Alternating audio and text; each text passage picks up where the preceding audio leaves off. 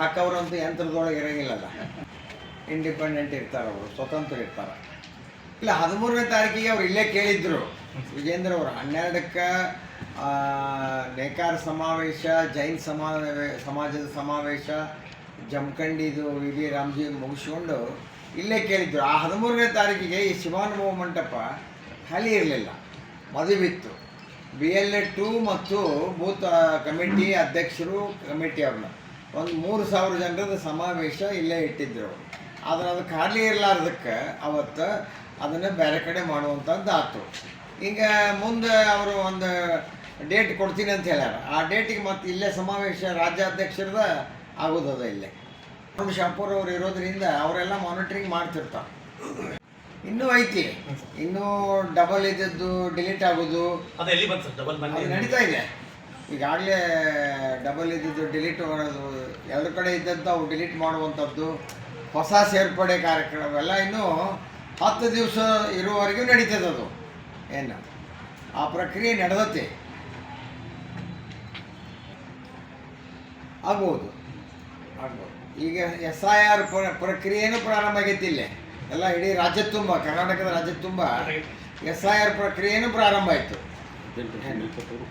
12 ವರ್ಷದ ಮೇಲ್ಪಟ್ಟು ಅವ್ರು ಕೊಡ್ತಾರೆ.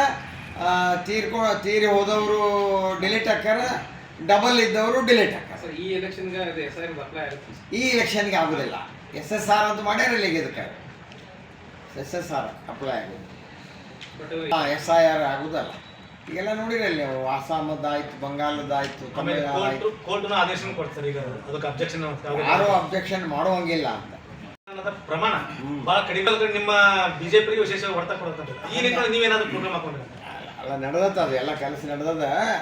ಆದರೆ ಏನಿದು ಡಬಲ್ ಇರೋದ್ರಿಂದ ಒಂದು ಸತ್ತಂಥವ್ರು ಓಟು ಕಡಿಮೆ ಆಗಲಾರ್ದಕ್ಕೆ ಪರ್ಸೆಂಟೇಜ್ ಕಡಿಮೆ ಅನಿಸ್ತತಿ.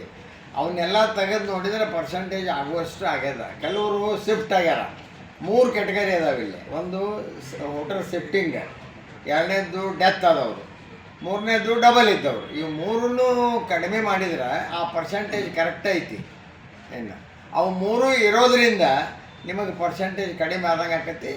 ಈ ಸರಿ ಇದು ಏನು ಪ್ರಯತ್ನ ಮಾಡಬೇಕು ಮಾಡೋಣ.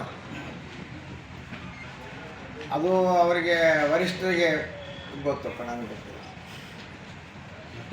ಕೆಲವೊಂದಿಷ್ಟು ನಿಮ್ಮ ಹಂತದೊಳಗೆ ಮಾತುಕತೆ ನಡೆದಂತೆ ಕೆಲವರು ಬಂದಾರ, ಇನ್ನು ಕೆಲವರು ಬರೋರು ಅದಾರ. ಕೆಲವು ಪ್ರತಿ ಊರಿನಲ್ಲಿನ ಪಟ್ಟಿ ಮಾಡಿ ಸೇರಿಸೋ ಪ್ರಕ್ರಿಯೆ ಪ್ರಾರಂಭ ಆಗ್ಯದ. ಪೊಲಿಟಿಕಲ್ ಪಾರ್ಟಿ ಅಂದರೆ ಇವೆಲ್ಲ ನಡೆಯುವಲ್ಲ, ಇದರಲ್ಲಿ ವಿಶೇಷ ಏನೈತಿ? ಅವರು ಅಭ್ಯರ್ಥಿ ಆಯ್ಕೆ ಮತ್ತು ಚುನಾವಣೆ ಪ್ರಕಟ ಆದ್ಮೇಲಲ್ಲ, ಅದಕ್ಕಿಂತ ಪೂರ್ವದಲ್ಲಿ ಅಡ್ವಾನ್ಸ್ ಆಗಿ ತಯಾರಿಗೆ ಪೂರ್ವವಾಗಿ ಪಾರ್ಟಿ ವತಿಯಿಂದ ತಯಾರಿ ಮಾಡಕ್ಕೆ ಹೇಳ್ಯಾರ. ಅಭ್ಯರ್ಥಿ ವತಿಯಿಂದ ತಯಾರಿ ಮಾಡಕ್ಕೆ ಹೇಳಿಲ್ಲ, ಪಕ್ಷದ ವತಿಯಿಂದ ತಯಾರಿ ಮಾಡಕ್ಕೆ ಹೇಳ್ಯಾರ. ಅಲ್ಲ ಸರ್, ಚುನಾವಣೆ ಘೋಷಣೆಗೆ ತಂತದ್ದು ಏನಾದರೂ ಇದೆ? ಆಗ್ಬೋದು. ಸರ್ 28ರದ್ದು ಮುಖ್ಯಮಂತ್ರಿ ಕ್ಯಾಂಡಿಡೇಟ್ ಅನೌನ್ಸ್ ಮಾಡಿರ್ತಾರೆ ಸರ್. ಯಾರು? ಈಗಾಗಲೇ ಅವ್ರಿಗೆ ನೀವು ಜಿಲ್ಲಾ ಅಧ್ಯಕ್ಷರು ಕೇಳ್ಬೇಕದ. ಓಕೆ, ಆದ್ರೂ ಬಿಜೆಪಿ ಒಳಗೆ ಬಾಗಲಕೋಟೆ ಚುನಾವಣೆ ಉಪಚುನಾವಣೆ ಐತಿ. ಆದ್ರೆ ಬಾದಾಮಿ ಕ್ಷೇತ್ರದ ಭಾಳ ಸತ್ ಮಾಡಕ್ಕೆ ಅಭ್ಯರ್ಥಿ ಗೋಷ್ಠಿ. ಅದ್ರ ಬಗ್ಗೆ ನನ್ನ ಕ್ಷೇತ್ರದ ಬಿಟ್ಟು ನಾನು ಬೇರೆ ಏನೇ ಹೇಳೋದಿಲ್ಲ. ಅದ್ರ ಬಗ್ಗೆ ನನಗೇನು ಗೊತ್ತಿಲ್ಲ. ಬಾಗಲಕೋಟೆಯನ್ನು ಗೆಲ್ತಿಸಿ ನಿಮಗೆ ಅದು ಅತಿಯಾದ ವಿಶ್ವಾಸ ಅಂತ ಹೆಂಗೆ ಅನಿಸ್ತು? ಉಪಚುನಾವಣೆ ಅವ್ರಿಗೇನಾದರೂ ರಿಪೋರ್ಟ್ ಇರಬೇಕು, ಮತ್ತೊಂದು ಇರಬೇಕು. ರಾಜ್ಯ ಅಧ್ಯಕ್ಷರಾಗಿ ಅವ್ರು ಹೇಳ್ಯಾರ, ಅವ್ರಿಗೆ ಕಾನ್ಫಿಡೆನ್ಸ್ ಇರಬೇಕು ಹೇಳ್ಯಾರ. ಏನು ತಪ್ಪೇನೈತೆ ಅದ್ರೊಳಗೆ ಹೇಳಿದ್ರಲ್ಲಿ? ಸರ್ಕಾರ ಇಲ್ಲೇ ಬಂದು ಕುಂತರು, ಅಲ್ಲಿ ಹಣ ಬಲ ಆಗಲಿ, ಆಮೇಲೆ ಅಧಿಕಾರದ ಬಲ ಆಗಲಿ, ಯಾರು ಬಂದರೂ ಗೆಲ್ಲಕ್ಕೆ ಸಾಧ್ಯ ಇಲ್ಲ ಅವರು ಕಾಂಗ್ರೆಸ್ನವರು ಅಂತ ಹೇಳಿದ್ರು.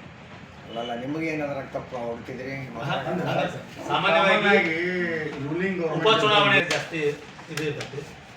ಆಡಳಿತ ಪಕ್ಷದಲ್ಲಿ ಗೆದ್ದಂಥ ಉದಾಹರಣೆಗಳು ಯಾವ ಇಲ್ಲ ದೇಶದಾಗ, ರಾಜ್ಯದಾಗ ಅದಾವ ಅದಾವ.